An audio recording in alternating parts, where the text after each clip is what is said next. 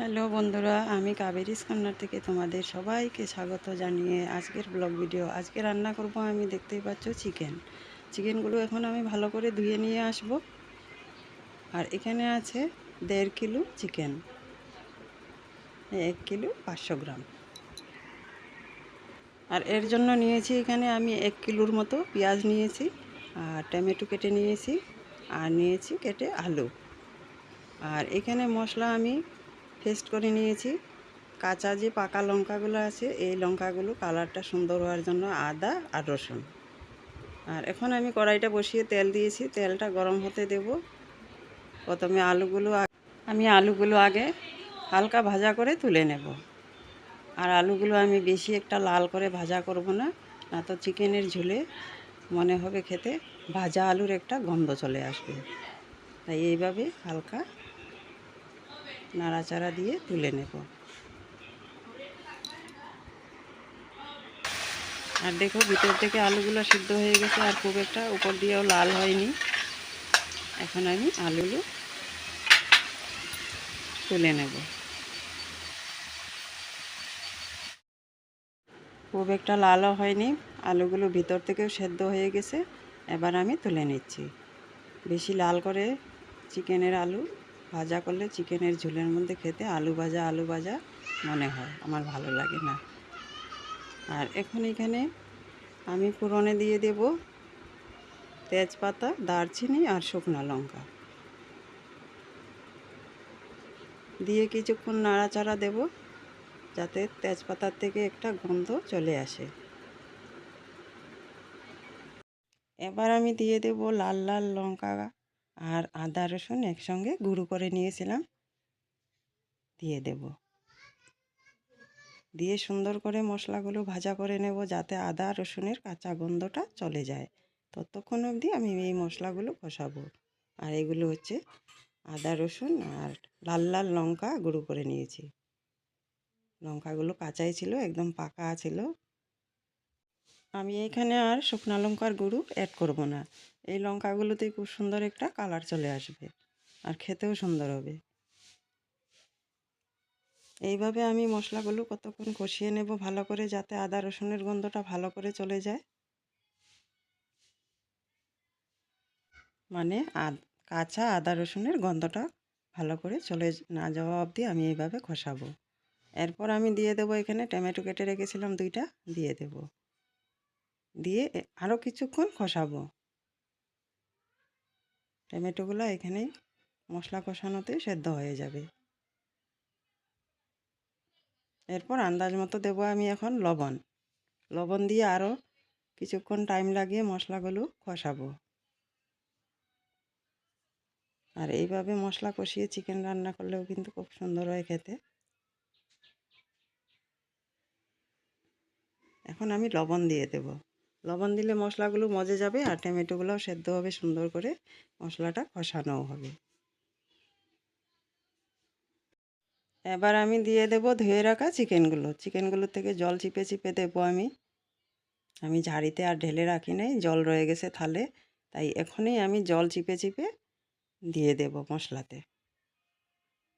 একে একে সব চিকেনগুলো এইভাবে জল চিপে চিপে দেব, যাতে অল্প জল না থাকে।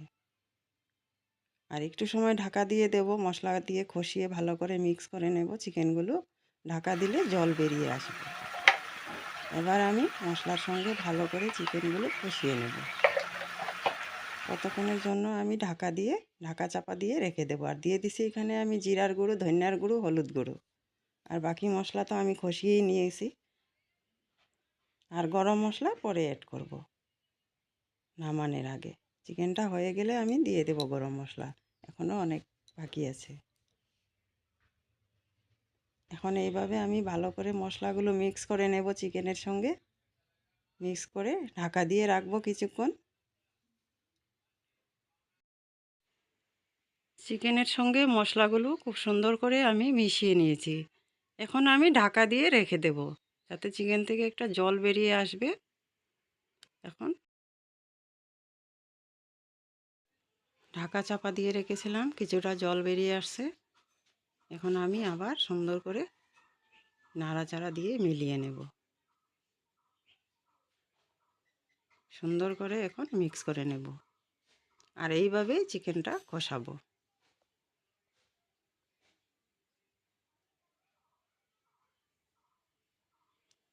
যতক্ষণ চিকেনের একটা কাঁচা গন্ধ আছে, চিকেনের গন্ধটা না যাওয়া অবধি আমি এইভাবে কষাবো। চিকেন থেকে যে এক্সট্রা জল বেরিয়ে আসছে, এই জলটা আমি পুরোপুরি শুকিয়ে নেব। চিকেনগুলোও সেদ্ধ হয়ে যাবে, আর এখানে জলটা যে এক্সট্রা বেরিয়ে আসছে জলটাও শুকিয়ে যাবে। চিকেনগুলো খুব সুন্দর করে কষানো হয়ে যাবে।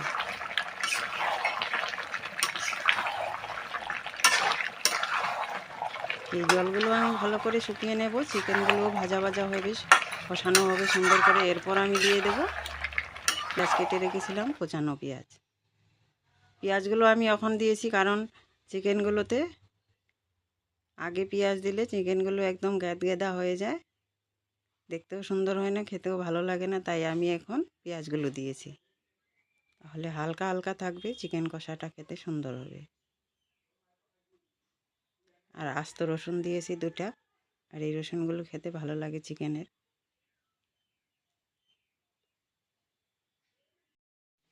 পেঁয়াজ দিয়েছি আমি, পেঁয়াজ দিয়ে এখন আরও ভালো করে সুন্দর করে কষিয়ে নেব, যাতে পেঁয়াজগুলো সুন্দর করে একদম নরম হয়ে যায় আর চিকেনের সঙ্গে মিশে যায়। এখন আরও কিছুক্ষণ আমি ঢাকা চাপা দিয়ে রাখবো। ঢাকা চাপা দেওয়া ছিল, আর এখন দেখো চিকেনের কালার চেঞ্জ হয়ে গেছে। এবার আমি দিয়ে দেবো সেই ভাজা করে রাখা আলুগুলো। আলুগুলো কিন্তু যখন আমি ভাজা করেছিলাম তখনই কিছু সেদ্ধ হয়ে গেছে, আর যদিও একটু কাঁচা ছিল, সেটা এখন চিকেনের সঙ্গে সুন্দর করে কষানোর মধ্যে সফট হয়ে সেদ্ধ হয়ে যাবে। আরও কিছুক্ষণ আমি এইভাবেই রান্না করব। এখন আর ঢাকা চাপা দেব না, নাড়াচাড়া দেব কিছুক্ষণ পর পর। এরপর সামান্য একটু জল দিয়ে দেব ঝোলের জন্য, যাতে চিকেন আলু সুন্দর করে সেদ্ধ হয়। সামান্য একটু গরম জল দেব আমি। এবার আমি 2 কাপের মতো গরম জল দিয়ে দেব, দিয়ে আরও কিছুক্ষণ ঢাকা চাপা দিয়ে রান্না করব।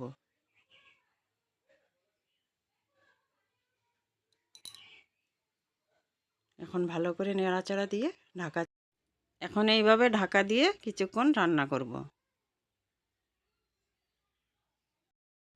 এবার আমি দিয়ে দেব গরম মশলার গুঁড়ো।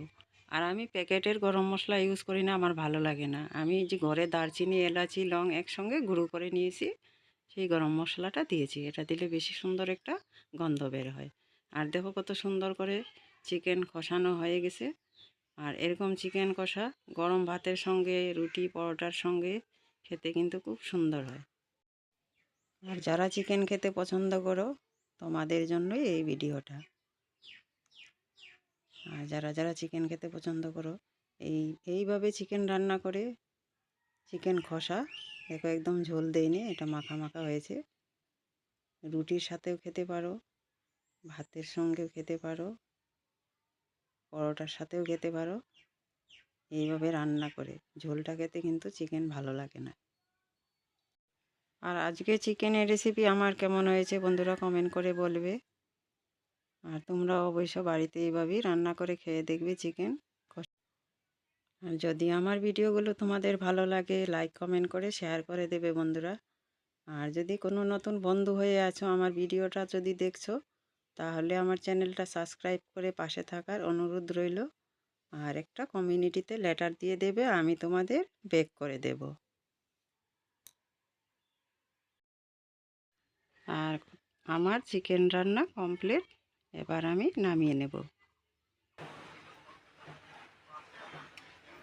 আর আমার দেশের বন্ধু, দেশের বাইরের বন্ধু সবাইকে আমার অনেক অনেক বুক ভরা ভালোবাসা। আজকের জন্য ভিডিওটা এখানেই শেষ করলাম। সবাই ভালো থাকবে। টাটা।